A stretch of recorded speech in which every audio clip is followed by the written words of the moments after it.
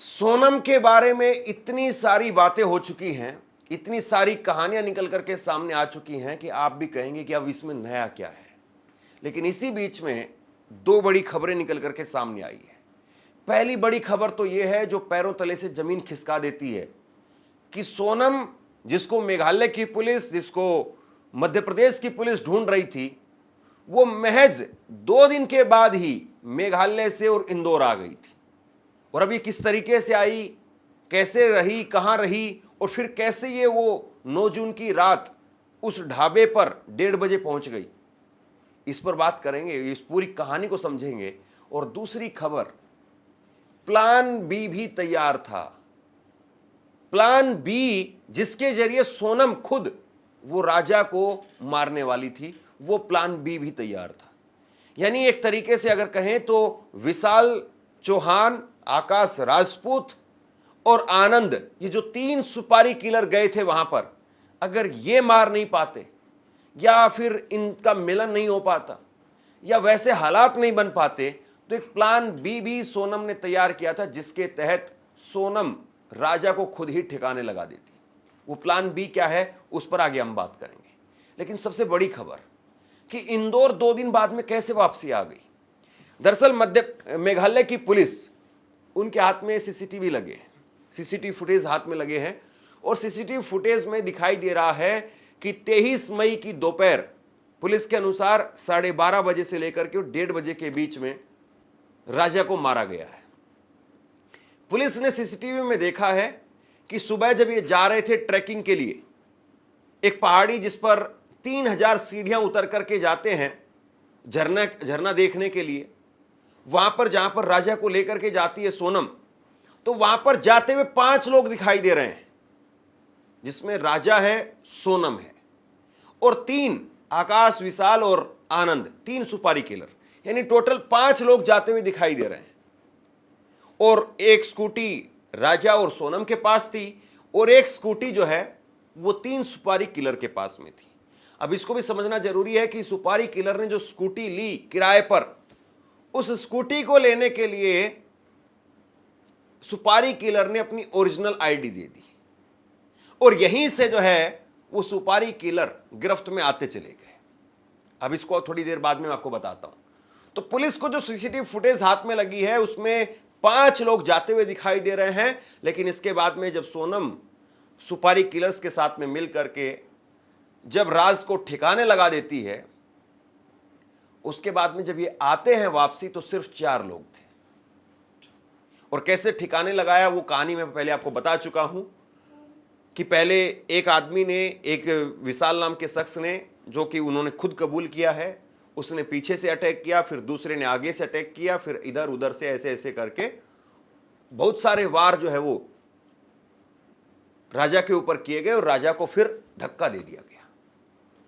और बड़ी बात इसमें यह भी निकल करके सामने आ रही है कि जब पीछे से उसने पहला वार किया विशाल ने, तो विशाल के रेनकोट पर एकदम खून की धार निकल करके गई। और जाहिर सी बात है, किसी भी आदमी पर आप जब पहला हिट करते हैं, कहीं पर भी आदमी के शरीर में जब बड़ा कट आप लगाएंगे, तो खून की धार वहां से निकलनी स्वाभाविक है। लेकिन जैसे ही वो धार उस पर आई, उसके रेनकोट पर आई, तो वहां पर उसको साफ भी नहीं कर सकते थे। और जब आदमी का खून निकलता है तो बहुत गाढ़ा होता है वो। तो फिर उसके बाद में सोनम ने अपना रेनकोट वो विशाल को दे दिया, और विशाल ने अपना रेनकोट फेंक दिया। लेकिन इसके कुछ देर बाद में जब वो चलते हैं वापसी के लिए, तो वो देखते हैं कि जो विशाल को रेनकोट दिया गया था, सोनम का रेनकोट, उस पर भी खून के छींटे थे। तो कुछ दूर जाकर के उन्होंने वो वाला रेनकोट जो कि सोनम ने पहना हुआ था, वो रेनकोट भी फिर फेंक दिया। अब इसमें एक बात समझने वाली यह है कि सोनम के रेनकोट पर खून के छींटे थे, विशाल के रेनकोट पर खून के छींटे थे। विशाल ने हथियार से वार किया था, इसलिए उसके रेनकोट पर खून के छींटे थे। लेकिन सोनम भी वहीं थी, पास में ही। वो बिल्कुल पास खड़े होकर के देख रही थी कि कितना कट हुआ है, कितना कट लगा है, नहीं लगा है, ये मारा गया है या नहीं मारा गया है। पूरी तसल्ली करके फिर उन्होंने धक्का दे करके नीचे गिराया है। तो इस तरीके से उन्होंने पूरी घटना को अंजाम दिया। अब इसके बाद में जब ये लोग वापसी आते हैं, तो मेघालय पुलिस देखती है 42 सीसीटीवी फुटेज खंगाले गए हैं। मेघालय पुलिस देखती है और मेघालय पुलिस ये पाती है कि वापसी आते वक्त सिर्फ 4 लोग हैं, जाते वक्त 5 लोग थे राजा समेत, लेकिन आते समय राजा नहीं था, 3 सुपारी किलर और 1 सोनम, सिर्फ 4 लोग थे। और दूसरी बात यह थी कि जाते समय राजा और 3 सुपारी किलर साथ साथ चल रहे थे, सोनम पीछे थी, लेकिन आते वक्त में सोनम उन तीनों सुपारी किलर्स के साथ साथ चल रही थी। अब जब ये वापसी आ जाती है तो वापसी आने के बाद होटल से अपना सामान वगैरह लेती है और उसके बाद में ये सड़क के रास्ते बस से शिलोंग से और गुवाहाटी तक का सफर तय करती है। और फिर वहां इसने पहले से ही तय किया हुआ था, पहले से चेक किया हुआ था, ये ट्रेन पकड़ती है और उस ट्रेन से ये इंदौर पहुंच जाती है। कितनी हिम्मत चाहिए इस काम के लिए दोस्तों, जरा सोचिए। आपको मेघालय में भी अब पुलिस से बचना है, आपको इंदौर में भी पुलिस से बचना है, और आप जो है वो इंदौर फिर भी पहुंच जाते हैं। ये बात सही है कि 23 तारीख को ये घटना हुई, उसके बाद में 25 तारीख को सोनम पहुंचती है। तब तक किसी प्रकार से सोनम को लेकर के कोई खबर छपी नहीं थी कहीं पर, तो सोनम को कहीं पर कोई डर भी नहीं था कि मुझे कोई टीवी में अखबार में कहीं पर देखेगा तो ट्रेन में मुझे कोई परेशानी होगी, या मुझे मुंह ढकना पड़ेगा, या मुझे कुछ अलग गेटअप लेना पड़ेगा, कोई ऐसी दिक्कत नहीं थी उसके लिए। 25 तारीख को इंदौर पहुंचती है सोनम, और 25 तारीख को जब सोनम इंदौर पहुंचती है तो वहां पर राज कुशवाहा उसका इंतजार कर रहा था, और राज उसको ट्रेन से रिसीव करता है। रिसीव करके इंदौर में ही एक दूसरे मोहल्ले में अपने एक खास परिचित दोस्त के पास लेकर के जाता है। वहां किसी किराए के कमरे पर सोनम को रखा जाता है। लेकिन राज इतना शातिर था, या यूं कहें कि सोनम ने ही पूरा दिमाग लगा करके राज को बताया कि राज और सोनम साथ साथ नहीं रहे। राज ने उसको कमरा दिलवाया, जगह दिलवाई, उसको वहां पर ठहराया, और फिर उसके बाद वो वापसी चला गया। वापसी जाकर के सोनम के पिता के साथ में खड़ा था, वहां पर सहानुभूति जता रहा था, और दूसरी तरफ जो राजा का परिवार है वहां जाकर के भी वो हमदर्दी अपनी तरफ से दिखा रहा था। यानी देखिए आप, पूरा खेल भी रचा जा रहा था और खिलाड़ी जो है वो खुला घूम रहा था। सोनम के पास में अपना फोन नहीं था। सोनम ने अपना फोन और राजा का फोन वो 23 तारीख को दोपहर को ही बंद कर दिया, मेघालय में ही बंद कर दिया, ताकि अगर पुलिस ट्रेस भी करे तो पुलिस को ये पता चले कि दोनों फोन यहीं पर ही स्विच ऑफ हो गए, यानी दोनों गायब हैं। और 26 तारीख को जब सोनम का भाई और उधर से राजा का भाई, ये दोनों चले गए मेघालय, 26 तारीख को मेघालय पुलिस में जाकर के इन्होंने मिसिंग की रिपोर्ट लिखवाई कि हमारे भाई, हमारे बहन, वो दोनों जो है लापता है। मिसिंग की रिपोर्ट जो है लिखवाते हैं। जब मिसिंग की रिपोर्ट वहां पर लिखी गई तो पुलिस ने इसको बहुत ज़्यादा सीरियसली नहीं लिया। पुलिस कई बार जो है वो शुरुआत में मान करके चलती कि 1-2 दिन देखने दीजिए, इंतज़ार करने दीजिए, हो सकता है कि कहीं पर वो चले गए हों, ऐसी जगह पर चले गए हो जिनका मोबाइल नहीं, नेटवर्क काम नहीं कर रहा हो, या उनका मोबाइल खो गया हो, तो हो सकता है कि वो संपर्क कर लेंगे। हालांकि पुलिस अगर उसी दिन CDR वगैरह निकलवाती तो शायद कहानी यहाँ तक नहीं आती, लेकिन पुलिस ने थोड़ा सा ढिलाई बरती, मेघालय पुलिस ने। बाद में मेघालय पुलिस ने बहुत शानदार काम किया है। लेकिन जब वहां पर मिसिंग रिपोर्ट हो गई और उसके बाद में 2 जून को जब राजा की लाश मिल जाती है मेघालय पुलिस को, और राजा की लाश मिलने के बाद में ये खबर मेन स्ट्रीम मीडिया पर आ गई कि ऐसे ऐसे एक कपल जो कि गायब हुआ था, लापता था, और उसमें से एक जन की लाश मिली है, तब सनसनी जो है फैलने लगती है। और जब ये खबर वायरल हुई, सनसनी फैलने लगी, तब राज और सोनम वो डर गए। उनको लगा कि अब मुश्किल है, अब जो है वो हालात बिगड़ सकते हैं। तो 25 तारीख से लेकर के और 2 जून तक, जब तक उसकी लाश मिलती है, ये बताया जा रहा है कि सोनम इंदौर के अंदर ही थी। चिराग तले अंधेरा इसी को कहते हैं, कि जब तक जो है वो 26 से लेकर के और 2 तारीख तक मेघालय की पुलिस भी खाक छान रही थी, इंदौर की पुलिस भी अपनी तरफ से इन्वेस्टिगेशन कर रही थी, लेकिन सोनम वहीं पर उनकी नाक के नीचे बैठी हुई थी। और इसके बाद में राज अपने खास परिचित ड्राइवर के जरिए सोनम को भिजवाता है उत्तर प्रदेश के वाराणसी में। उत्तर प्रदेश के वाराणसी में सोनम पहुंच जाती है और जब सोनम वहां पर पहुंची तो जाहिर सी बात है, राज के पहले से कई कनेक्शन थे उत्तर प्रदेश में, जिसके जरिए राज यहां पर सोनम को एक सुरक्षित जगह पर ठहरा देता है।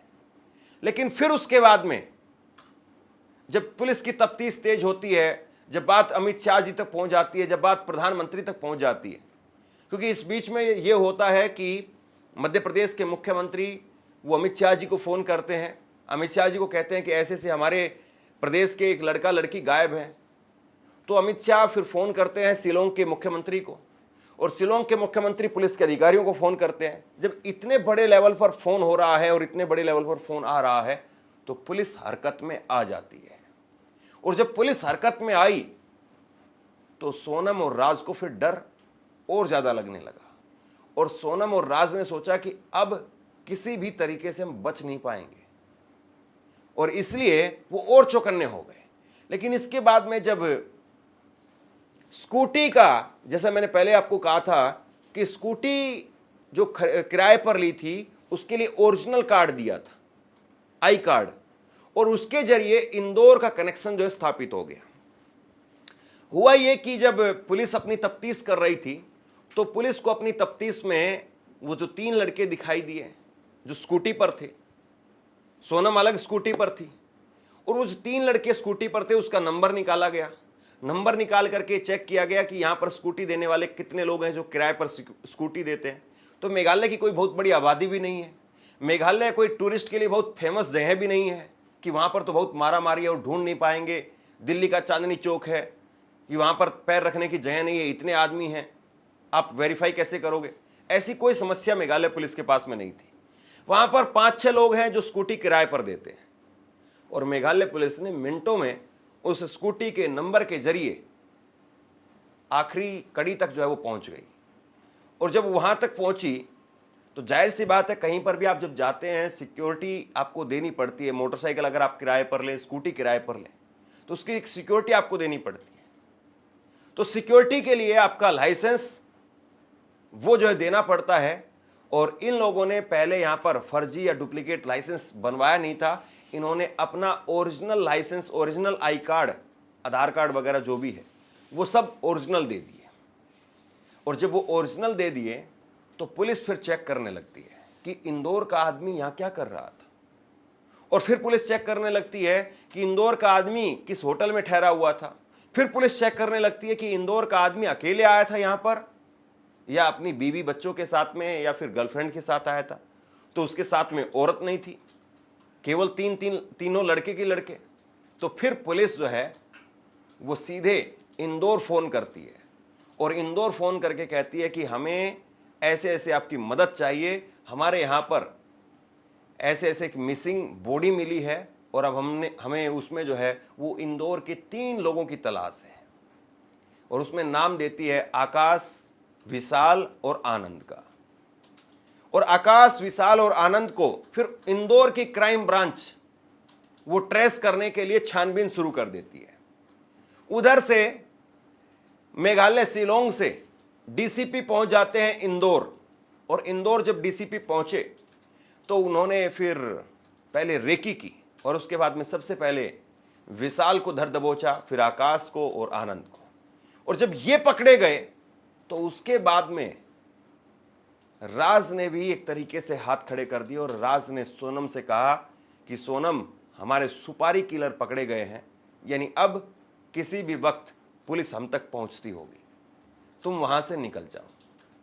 और सोनम फिर उसके बाद वाराणसी छोड़ देती है, और वाराणसी छोड़ करके सोनम वो जाती है गाजीपुर, और गाजीपुर से फिर वो फोन करती है रात 1:30 बजे। फिर कहानी बनाई जाती है, अपनी एक भोली बिखरी सी सूरत लेकर के पहुंचती है, जबकि वो अच्छे से आराम से खा रही थी। इंदौर में भी उसने खूब 1 हफ्ते तक पूरे पैर फैला करके खाए हैं, और वहां पर जब वो वाराणसी में थी वहां पर भी उसने खूब शानदार खाना खाया है, खूब अच्छे तरीके से रही है। लेकिन जब उसको अपनी वहां पर सरेंडर करना था गाजीपुर में, तो उसने बहुत भोली सी और बिखरी सी सूरत बना ली कि ना जाने मुझे तो कितने दिनों से जो है वो एक पीड़ित की तरीके से टॉर्चर किया गया, और मेरे साथ में ना जाने क्या क्या हुआ। उसने एक पूरी कहानी बना दी, अपने भाई को गोविंद को फ़ोन किया और फिर उसके बाद में शाहिल यादव, वो ढाबे का मालिक, वो फ़ोन करता है पुलिस को 112 नंबर पर और उसके बाद सोनम जो है वो अरेस्ट हो जाती है।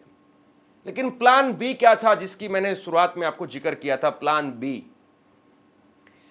बी ये था सोनम का कि अगर सोनम ये देखती है कि वहां पर तीनों सुपारी किलर वो काम नहीं कर पा रहे हैं, या तीनों सुपारी किलर जिस सोच के साथ में लाए गए हैं अगर वो वहां पर फेल हो जाते हैं तो फिर राजा का क्या किया जाए।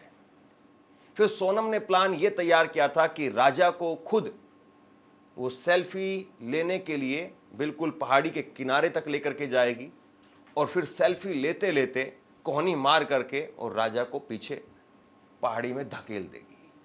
ये सोनम का प्लान था। यानी हर हाल में राजा को रास्ते से हटा करके ही वापसी आना है। ये पूरी कहानी, पूरी क्रोनोलॉजी जो निकल करके सामने आ रही है वो साफ तौर पर बता रही है कि राजा का इसमें कहीं भी दूर दूर तक कोई कसूर नहीं है।